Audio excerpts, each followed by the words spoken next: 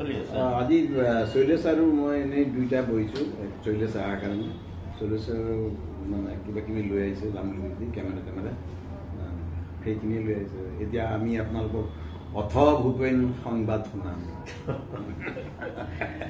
অসমৰ মানুহে ভূপেন হাজৰিকা কোনে নাজানে অসমৰ নহয় গোটেই ভাৰতৰে কেতিয়াবা ক'ব মন যায় গোটেই পৃথিৱীৰে বুলিও ক'ব মানে বহুত ঠাইতে গৈছে ভূপেন হাজৰিকাক নজনা মানুহ অসমততো নাই আমি সাধাৰণতে জানো তেওঁ কি গান গাইছে গানবোৰ শুনো তাৰপিছত তেওঁ কবিতা লিখে তেওঁ প্ৰবন্ধ লিখে তেওঁ চিনেমা কৰে বহুত ধৰণৰ বস্তু তেওঁ কৰিছিলে আমি সৰুৰে পৰা ভূপেন হাজৰিকা নকয় তেতিয়া আমি ভূপেন দা বুলিয়ে কওঁ ভূপেন দা বুলি ক'লে চব মানুহ পাগল হৈ যায় সেই কথাবোৰ আমি বহুত কথা জানো বহুত তেখেতৰ বিষয়ে বহুত পঢ়িছোঁ কিতাপ পঢ়িছোঁ পেপাৰত পঢ়িছোঁ বহুত পঢ়িছোঁ কিন্তু কিছুমান কথা আছে যিবোৰ কথা আমি বুলিয়ে নহয় বহুতে নাজানে কোনোৱে নাজানে এই পদ্ম বৰুৱা আমি বুবুল বুলি মাতোঁ বুবুল আছিলে তেওঁৰ এটা সময়ত তেওঁৰ এটা সংগী একম্পেনী তেওঁ বুবুলে কিছুমান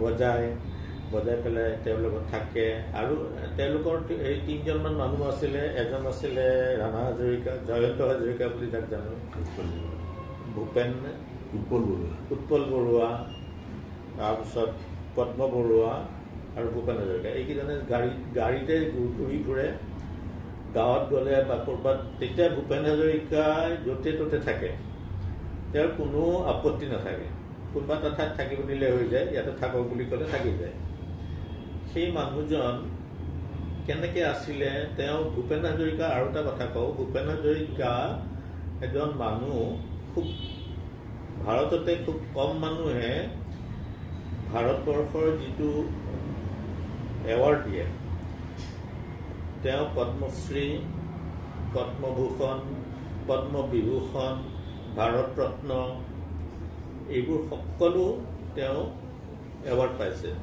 সন্মান পাইছে দাদা চাহেব ফাল্কে এৱাৰ্ড পাইছে গোটেই ভাৰততে এই গোটেইবোৰ সন্মান পোৱা মানুহেই কম কেইজনমান মানুহ হয়তো আছে সত্যজিৎ ৰায়ৰ দৰে কিছুমান মানুহ আছে তেওঁলোকে পাইছে আৰু সেই মানুহজনৰ সাধাৰণ জীৱনটো কেনেকুৱা ক'ত কি কৰে এইবোৰ কথা খুব জানিব মন যায় বহুতৰে যাব মন যায় হয়তো আৰু সেই কথাবোৰ আমি মই যেতিয়া আহি পেলাই বুবুলৰ লগত এটা বহিলে আমি সেই কথাবোৰ পাতোঁ আৰু খুব সুন্দৰ লাগে খুব এনজয় কৰোঁ খুব উপভোগ কৰোঁ তেতিয়াই ভাবিলোঁ যে এই কথাবোৰ আমি ৰেকৰ্ড কৰোঁ ভিডিঅ' কৰোঁ কৰি পেলাই আমি নহয় আমি বহুত মানুহক জনাওঁ সেইটোৱে এই ভিডিঅ'টো কৰাৰ উদ্দেশ্য আমি হয়তো এইটো পঢ়িছোঁ আকৌ হয়তো ওলাব কিছুমান কথা আমি লাহে লাহে এই কথাবোৰ আমাৰ ৰেকৰ্ড কৰিম আৰু আমি আজিকালি ইমান ছ'চিয়েল মিডিয়া হৈ গৈছে দিবলৈ খুব ভাল ইনষ্টাগ্ৰাম আছে ফেচবুক আছে ইউটিউব আছে টেলিগ্ৰাম বুলি এটা আছে সেইবোৰত দি দিম তাতে সকলোৱে অসমৰ সকলোৱে পৃথিৱীৰ সকলোৱে যিগৰাকী যাৰ মন যায় এইবোৰ জানিবলৈ তেওঁলোকে চাব পাৰিব এতিয়া বুবুলক কওঁ বুবুলে আৰম্ভ কৰিব প্ৰথমতে ক'ব মাজুলীত গৈ পেলাই কি খাইছিলে মাজুলী মানে একচুৱেলি নহয় নিমাতী ঘাটৰ যোৰহাটৰ ফালে নিমাতী ঘাটৰ যোৰহাটৰ ইটো ফালে কমলাবাৰী ইফালে আচ্ছা যি হওক নিমাতী ঘাটৰ হ'ল কি তোমাৰ হেৰি মঘাই ওজাৰ সাহায্যতে এখন ফাংচন পাতিছিলে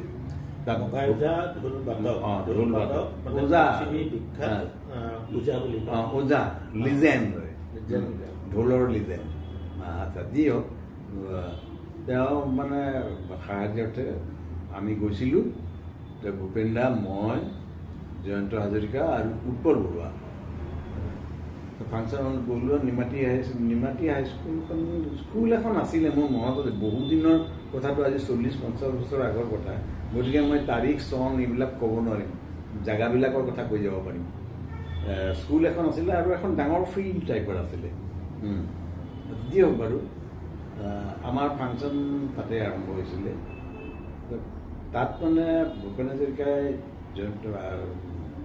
মঘাই ওজাক হাতত ধৰি ষ্টেজত উঠাইছে।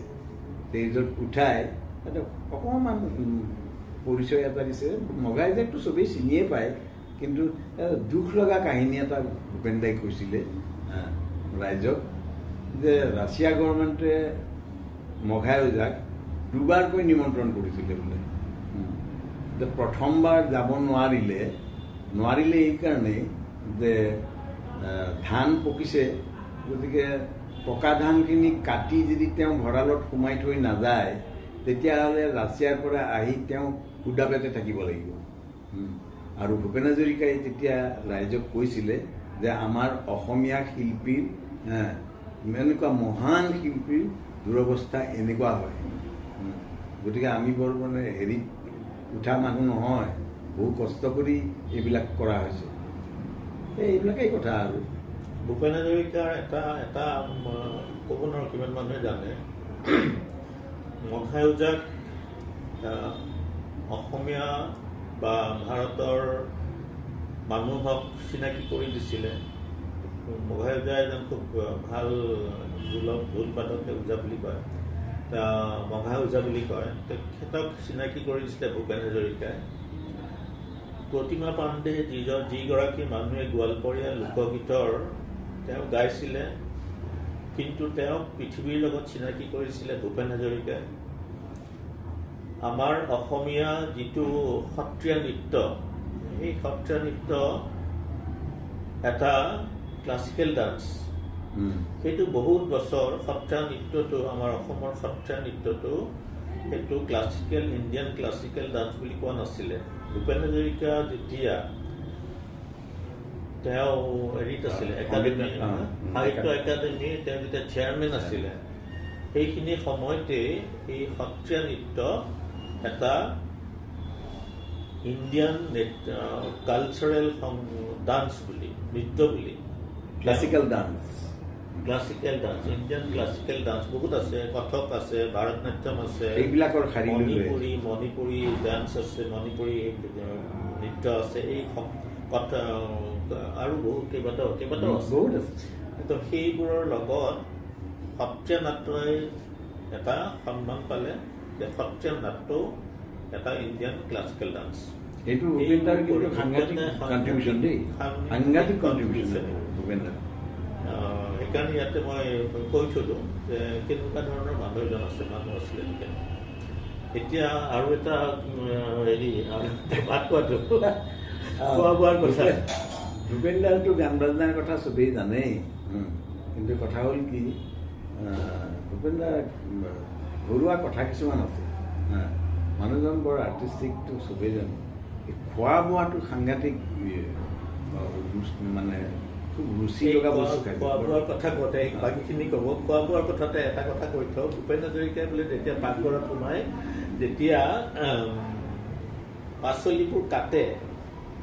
পাচলিবোৰ কাটি থাকোঁতেও সেইটো চাবলগীয়া, ইমান সুন্দৰকৈ কাটে, তাতো যেন এটা কৃষ্টি, এটা ধুনীয়া বস্তু সোমাই থাকে, ইমান সুন্দৰকৈ কাটে। মানুহৰ বোলে চাই থকা আমি ভূপেন দাই জিকা গুচোৱা দেখিছোঁ আৰু কল পচলা ভূপেন দাই কাটা দেখিছোঁ। ইমানেই আৰ্টিষ্টিক, চাই থাকোঁতে খাবলৈ ইচ্ছা যায়, বিশ্বাস কৰা। শুনিছোঁ, মই দেখা নাই কিন্তু শুনিছোঁ কথাটো, বহুত শুনিছোঁ। বহুত মানুহে কয়, আগতে ডক্টৰ লক্ষী গোস্বামী তেজপুৰত থকা, তেখেতসকলে ঘৰলৈ যায়, তেখেতেই লিখিছে এখন পেপাৰ, অসমবাণীত লিখিছে, মই পঢ়িছোঁ, যে তেওঁ যেতিয়া শাক পাচলিবোৰ কাটে সেইবোৰ চাবলগীয়া বস্তু। আমি একদম নিজে দেখিছোঁ এইবিলাক। এতিয়া খোৱা বোৱা যদি ভূপেন্দাৰ খোৱা বোৱা কেনেকুৱা খোৱা ভাল পায়, ভূপেন্দাৰ খোৱা বোৱাবিলাক একদম আমাৰ অসমীয়া পৰম্পৰা যিবিলাক খাদ্য, কিন্তু বিৰাট গৰৈ মাছ পোৰা, আলু পিটিকা, বিলাহী পোৰা, ভেদাইলতাৰ আঞ্জা, নৰসিংহৰ আঞ্জা, এই এনেকুৱা ধৰণৰ বস্তুবিলাক খাই খুব ভাল পায়। এতিয়া ভূপেন দাক ফাংচনত মাতিলে সাধাৰণতে কি একদম মাংস একদম গৰ্জিয়াছ খানা দিবলৈ বিচাৰেতো। নিমাতী ঘাটত তেনেকুৱা আমাৰ এটা ঘটনা হ'ল, ফাংচন শেষ হ'ল, আমাক স্কুল ঘৰটোলৈ লৈ আহিলে, স্কুল ঘৰটোলৈ লৈ আহি ডেস্ক এখনতে ধুনীয়াকৈ সজাই দিছে আমাৰ চাৰিটাত। তাৰপিছত আমি খাবলৈ বহিছোঁ আৰু কিন্তু এটা কথা দেই, কাঁহৰ বাতি আৰু কাঁহৰ থালত দিছে ধুনীয়াকৈ, আনকি গিলাচো কাঁহৰ। তাৰপিছত ধুনীয়াকৈ পৰিৱেশ কৰিছে। এটা বাতিত দেখিছোঁ একদম ৰঙচুৱা আঞ্জা, বাকীটো ভাজি দালি চালি বাৰু এইবিলাক ঠিকা আছে। ভূপেন দাই এইটো এনেকৈ ওচৰৰ পৰা চাইছে মানে। আমাক কৈছে এই যে ৰঙচুৱা আঞ্জাটো দেখিছ, এইটো কি বস্তু? বোলে এইটো মাংস। বোলে মই গম ঠিক পাইছোঁ মাংসই হয় এইটো।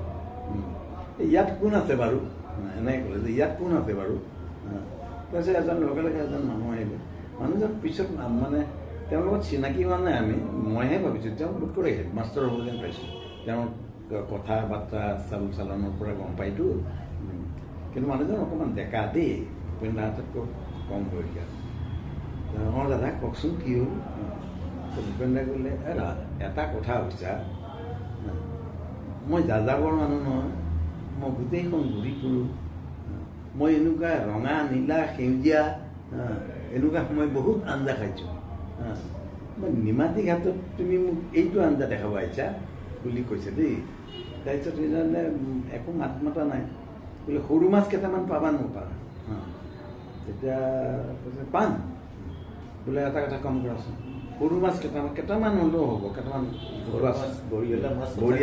বৰিয়ালা পালে ভাল হয়।